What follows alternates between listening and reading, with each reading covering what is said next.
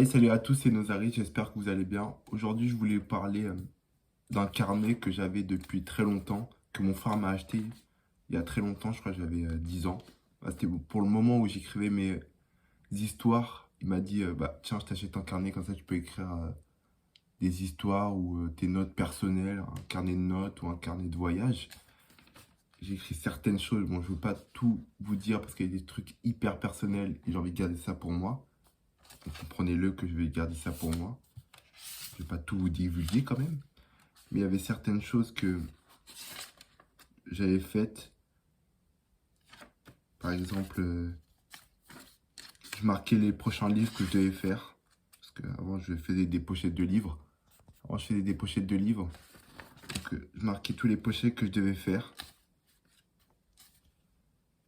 Par exemple, là, il y avait toutes les sorties des livres que je devais faire. Toutes les sorties.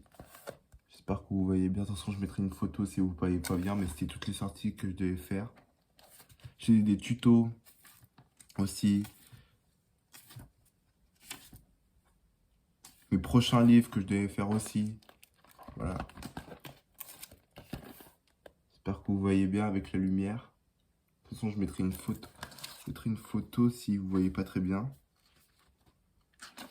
Il y a aussi un lexique portugais que je devais utiliser, alors que je l'ai jamais utilisé. Parce que je suis parti au Portugal et je voulais faire un lexique portugais. Parce que les portugais, au moins, je sais quoi lui répondre, vu ce lexique, mais il m'a pas du tout servi parce que j'ai pas amené mon carnet. Et j'avais oublié que j'avais écrit ça à ce moment-là, parce que j'ai totalement oublié ce carnet. Là, je viens de le redécouvrir, par exemple.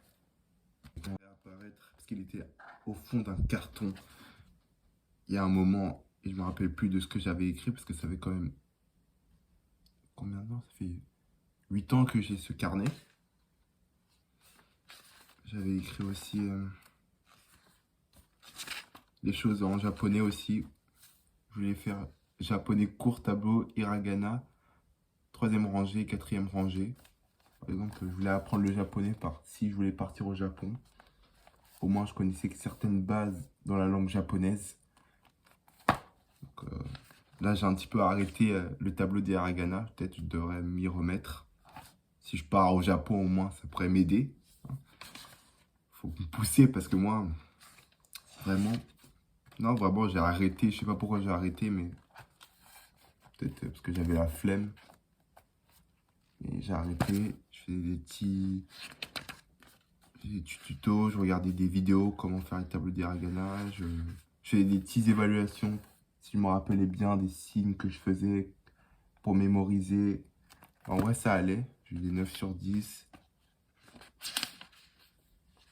C'est vraiment les bases pour apprendre la langue japonaise, le tableau d'hiragana et des katakana. Peut-être que je me trompe, hein, mais rectifiez-moi dans les commentaires si je me trompe. Après, j'ai écrivé des trucs, mes textes.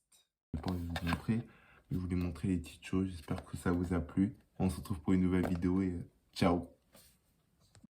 Salut à tous, c'est Nozari, j'espère que vous allez bien.